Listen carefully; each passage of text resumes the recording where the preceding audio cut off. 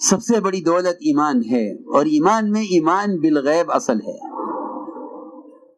ایمان بالغیب اصل ہے، جس میں مشاہدات، تجربات، ظاہری تمام نظام کائنات، اس کا انکار کیے بغیر خدا کی قسم ایمان کا ذرہ بھی دل میں نہیں آتا ہے۔ یہ ایک مسلم بات ہے کہ نظام کائنات کا، ظاہری پورے نظام کا، مشاہدات کا انکار کیا کرنا پڑے گا، تب ایمان دل میں داخل ہوگا۔ اگر نظام کائنات کو اصل سمجھتا ہے تو ایمان کی حقیقت تک کبھی، ایمان کی حقیقت کیا، ایمان کی ابتدا تک بھی کبھی رسائی نہیں ہوگی۔ ایمان بالغیب اصل ہے، اس لیے انبیاء علیہ السلام کا سب سے پہلا کام یہ ہوا کہ انہوں نے آ کر جتنی بھی شکلیں تھیں کائنات کی، اور جتنی بھی شکلیں انہوں نے خود بنائی تھی، ان شکلوں پر اپنے نظام اور اپنے مسائل کو تقسیم کر کے، یہ شکل ہے رزق دینے والی، یہ شکل ہے اولاد دینے والی، یہ شکل ہے بارش دینے والی، یہ شکل ہے صحت دینے والی، ان ساری شکلوں کا انکار کیا قدرت کے مقابلے میں۔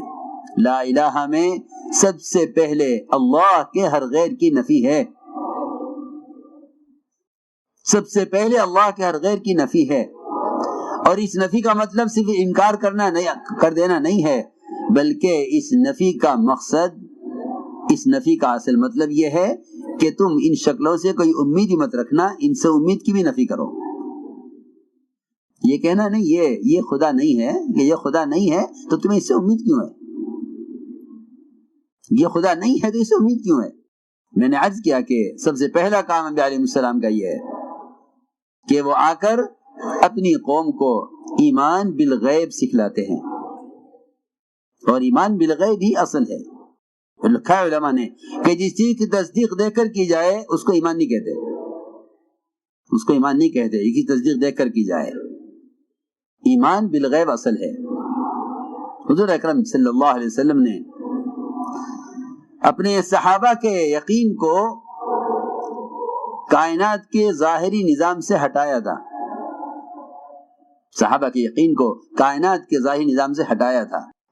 آپ نے کائنات میں پیش آنے والے تغیرات کو، کائنات میں پیش آنے والے تغیرات کو کائنات سے جوڑنے پر کفر سے ڈرایا تھا۔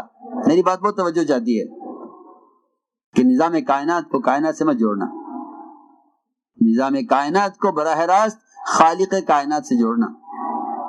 اگر تم نے کائنات کے نظام کو کائنات سے جوڑا تو دہریت میں پڑو گے، اس لیے کہ دہریت کہتے ہی اس کو ہیں کہ نظام کائنات کا نظام کائنات سے چل رہا ہے، یعنی زمانہ زمانے کو چلا رہا ہے۔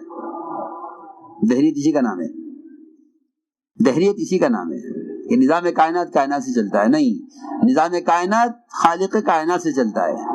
خدا کی قسم، جتنے منتظر اسرافیل سور پھونکنے میں اللہ کی طرف پیشانی لگائے ہوئے، نظر جمائے ہوئے اللہ کے امر کے منتظر ہیں، جتنا انتظار ان کا ہے اللہ کے امر میں سور پھونکنے، سارے عالم کو تباہ کرنے کے لیے، خدا کی قسم اتنا ہی منتظر ایک درخت کا پتا سوکھ کر درخت سے گرنے میں اللہ کے امر کا منتظر ہے۔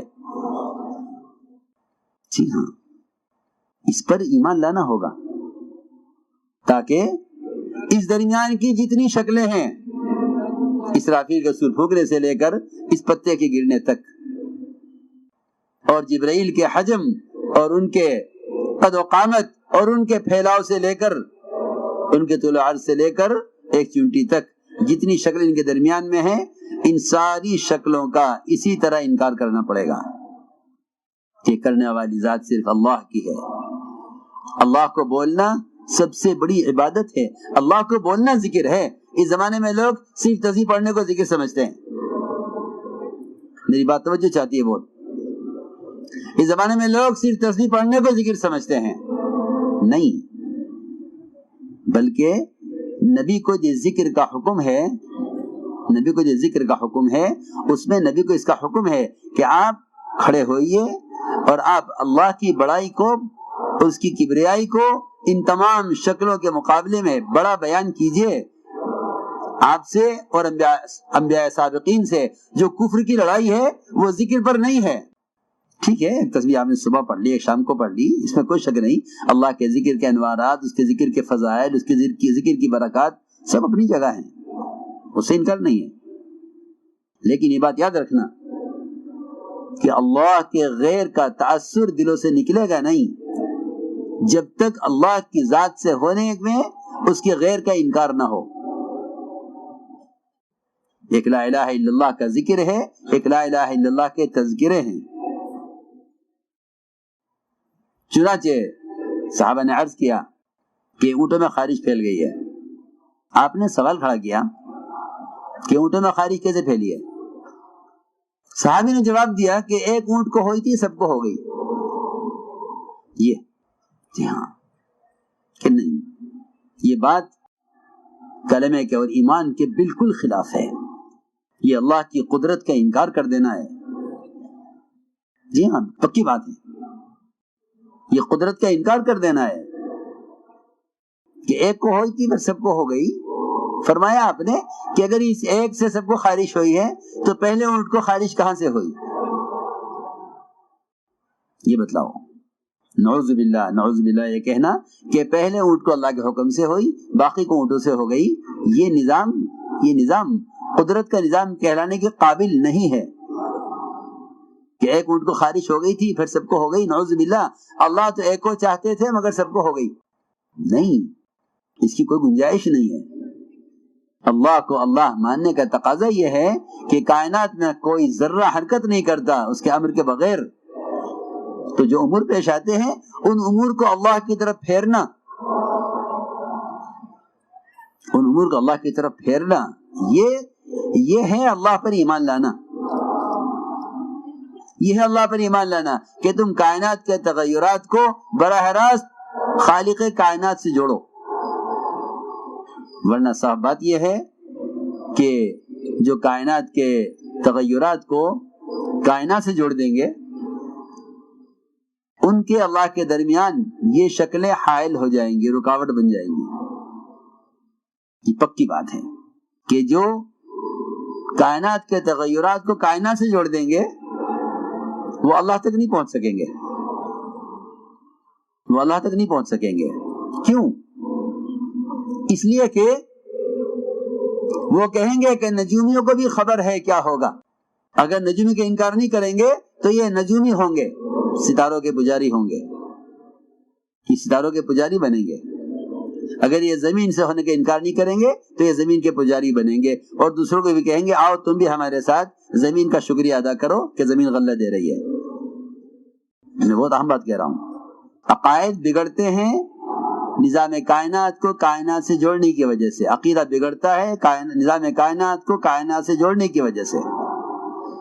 عقیدہ درست ہوتا ہے نظام کائنات کا اللہ کے مقابلے میں انکار کرنے سے. عقیدہ درست ہوتا ہے. عقیدے کی درستگی یہ ہے، اگر یہ نہیں سیکھو گے، یہ نہیں سکھلاؤ گے اور روزانہ بالالتزام بلا ناغہ اس کی دعوت نہیں دو گے تو یقین اور حالات، یقین کا بگاڑ اور حالات یہاں تک پہنچا دیں گے کہ تمہیں بھی بیٹھ کے سوچو گے کہ اگر ہم ان کے ساتھ زمین کی جے نہ کہیں تو کیا ہوگا.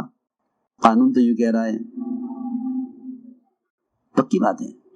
وہ تو اللہ کی طرف بلانے کی وجہ سے اللہ کے غیر کا تأثر دل سے نکلتا ہے. جب مومن اپنی زبان سے کہتا ہے کہ اللہ کرتے ہیں، جب مومن اپنی زبان سے کہتا ہے کہ اللہ کرتے ہیں، خدا کی قسم اس سے زیادہ باطل کے دل کے مرعوب ہونے کے لیے خدا کی قسم قرآن حدیث میں اس کے علاوہ اس سے بڑھ کر اور کوئی سبب ملے گا نہیں.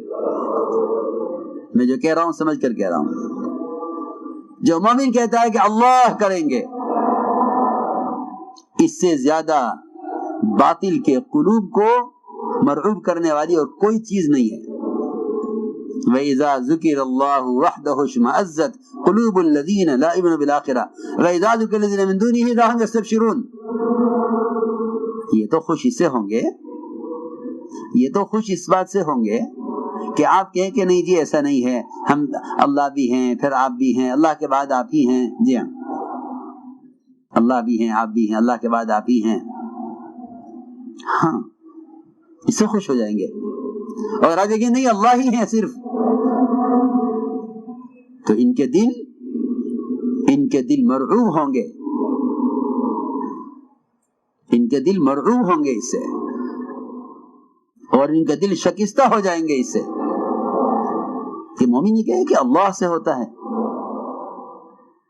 میں نے عرض کیا کہ سب سے بنیادی کام یہ تھا کہ نظام کائنات کے تغیرات کو کائنات سے مت جوڑو۔ اللہ تعالیٰ نظام کائنات کو بدلتے ہی اس لیے ہیں تاکہ دیکھیں کہ مسلمان اس بارے میں کیا کہتا ہے۔ حدیبیہ کی رات میں بارش ہوئی، حدیبیہ کی رات میں بارش ہوئی، اس بارش پر آپ نے فرمایا صحابہ سے کہ صبح کو تم میں سے بعض کافر ہوں گے بعض مومن۔ صحابہ گھبرا گئے، کیوں ہم کافر ہو جائیں گے اور کیوں ایمان کھو بیٹھیں گے؟ ایمان کی دولت کے حاصل ہونے کے بعد ہم ایمان سے پلٹ جائیں گے، اسے کیسے ہو جائے گا؟ میں کہ ہاں جو یہ کہے گا کہ بارش اللہ کے حکم سے ہوئی ہے وہ اللہ پر ایمان لانے والا ہے اور ستاروں کا انکار کرنے والا ہے، جو یہ کہے گا نہیں بارش فلاں ستارے کی وجہ سے ہوئی ہے وہ اللہ کے انکار کرنے والا، ستاروں پر ایمان رکھنے والا ہے۔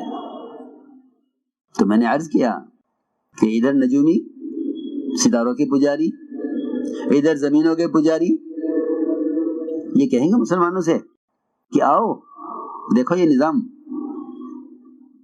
عجیب بات ہے، علی رضی اللہ تعالی عنہ نکلے دشمن کے مقابلے پر، نجومی نے کہا کہ اس وقت آپ نہ نکلیے، کیوں؟ میں آپ کو نکلنے کا وقت دن بتلاؤں گا، میرے حساب سے میں جو ستاروں کو دیکھ رہا ہوں میرے حساب سے آپ کے اس وقت نکلنا آپ کے لیے شکست کا، نقصان کا، آپ کو آپ کے ساتھیوں کے زخم آنے کا وقت ہے، یہ جو ٹائم میں بتاؤں گا اس میں نکلنا تو آپ کو کامیابی ہوگی۔ حضرت نے فرمایا کہ تیری مخالفت میں ہماری کامیابی ہے، اور یہ فرمایا کہ جو تیرے کہنے پر قدم اٹھائے، جو تیرے کہنے پر قدم اٹھائے اس کا ٹھکانہ جہنم ہے۔ فرمایا المنجم کالکافر والکافر فی النار۔ جی ہاں، ایمان سکھلایا، ایمان سکھلایا گیا۔ فرمایا کہ ان نجومیوں کی بات پر یقین کرنے والے کا ٹھکانہ جہنم ہے۔ ہاں جی ہاں، پکی بات، ان نجومیوں کی بات پر یقین کرنے والے کا ٹھکانہ جہنم ہے، ان نجومیوں کی بات پر یقین کرنے والے کا ٹھکانہ جہنم ہے۔